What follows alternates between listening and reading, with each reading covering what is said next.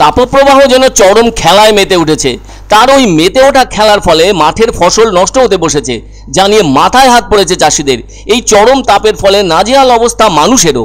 ফুটিফাটা রোদের ছোঁয়ায় পাটের ফলনও মার খাচ্ছে, আর সেই সাথে মাটি শুকিয়ে কাঠ হয়ে যাবার জোগাড় হয়েছে।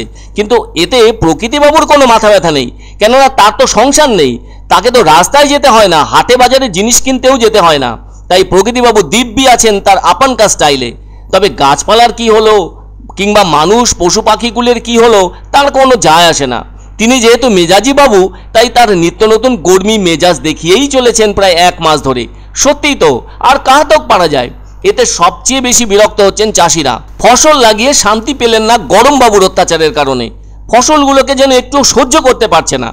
বলিহারি তার খিটখিটে মেজাজ। সকাল থেকে সেই যে মেজাজ দেখানো শুরু, ব্যাস আর রক্ষে নেই। দিনভর মাথা গরম করে সবাইকে ব্লাস্ট ফার্নেসে আটকে রাখছে। দিনকে দিন এত সাহস বেড়েছে যে ধরাকে সরা জ্ঞান করছে না। রাজত্ব যেন ওনারই, কিছু বলাই যাবে না। গরমবাবুর সবচেয়ে বড় সাপোর্টার হলো আবার সূর্য। তাকে তো বড় নেতা বলাই ভালো। তাই মাঝে মধ্যে তো একটু মাথা ঠান্ডা করারও তো প্রয়োজন আছে। সেটুকু করলে কি হয়? কোন মহাভারত অশুদ্ধ হয়? এই নয় যে শুধুমাত্র জলপাইগুড়ি জেলা পুড়ছে, এমন অবস্থা তো সমগ্র বাংলা জুড়ে। না, খবর নিয়ে জানা গেল গরমবাবু এখন আর আঞ্চলিক হিসেবে থাকতে চাইছেন না। জাতীয় তকমা পাওয়ার দিকে যথেষ্ট এগিয়ে গিয়েছেন গরমবাবু, আর এই ফরম্যাটে মাত করতে চাইছেন দেশের সব রাজ্যকে। বোঝাই যাচ্ছে দিল্লির মসনদে বসার ইচ্ছে অনেক দিন থেকে পোষণ করছিলেন বোধহয়। আর এবার 2024-এ সেই সুযোগ থেকে হাতছাড়া করতে চাইছেন না গরমবাবু। তাই কাউকে পাত্তা দিচ্ছেন না গরমবাবু। তিনি যেন তার মেজাজেই চলেছেন, কেননা এখন পুরো ফর্মে আছেন যে। আর তাই তার কাছে পরাস্ত হচ্ছে ফসলের মাঠ, জলের হাট আর কৃষকদের দুর্নিবার কষ্ট। কে তাকে রোখে? আবার শিক্ষাও পরাস্ত হচ্ছে স্কুল বন্ধ থাকায়। চাষের মাঠে মাঠে কুকড়ে যাচ্ছে রকমারি ফসল। তাপবাবু তো সারা বাংলা নয়, সমগ্র ভারতকেই কঠিন করে তুলেছে।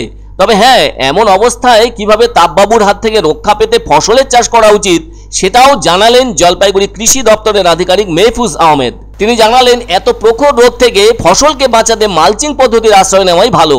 এতে মূল ফসলের গোড়ায় আগাছা হবে না, সেজন্য এত রোদে আগাছা পরিষ্কারের বালাইও থাকবে না। আবার মাটির আর্দ্রতাও বজায় থাকবে, কেননা প্লাস্টিকের আস্তরণের কারণে সূর্যের তাপ মাটির আর্দ্রতাকে সম্পূর্ণ শুষে নিতে পারে না। তা না হলে তো ক্ষেতের ফসল খেতেই শুকিয়ে যাবে। আর ফসলের গায়ে যাতে তীব্র রোদ না লাগে, সেজন্য ফসলের মাথার দিকে উঁচু করে পলিথিন শীট আটকানো প্রয়োজন। এই মালচিং পদ্ধতিতে সকালের দিকে গাছে জল না দিয়ে একেবারে বিকেলের দিকে জল দেওয়াই ভালো, কেননা তাপবাবু তো চোখ বড় বড় করে বসে আছেন সকালের দিকে জল দিলে সেই জল শুকিয়ে দেবার জন্য।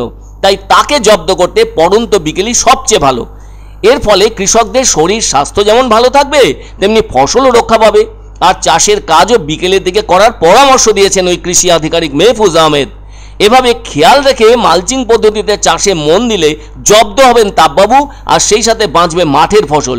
মোট কথা, ফসলকে শুকিয়ে যাওয়ার সম্ভাবনা থেকে মোকাবিলা করে বাঁচানো যাবে, আর এতে অনেকটা স্বস্তি মিলবে কৃষকদের। সকালের দিকে জল দিলে কিন্তু আবার তাপমাত্রা বাড়ছে, খুব তাড়াতাড়ি সেই জল কিন্তু বাষ্পীভূত হয়ে যাবে, জলের ঘাটতি হবে। সেই জন্য যতটা সম্ভব বিকালের দিকে জলসেচ দিক, হালকা হালকা করে জলসেচ দিক, কারণ এখন ক্রমশ জলের যে ওয়াটার লেভেল সেটাও কিন্তু ডিপ্লিশন হচ্ছে, মানে নেমে যাচ্ছে। ফসল নষ্ট হচ্ছে, বৃষ্টি নেই অনেক দিন হতে, এই জন্য পটল বাড়ি জল দিতে হয়, কুশির বাড়ি জল দিতে হয়। বর্তমানে জমির অবস্থা তো খুবই খারাপ, একদম শুকিয়ে। হ্যাঁ, বৃষ্টি হোক।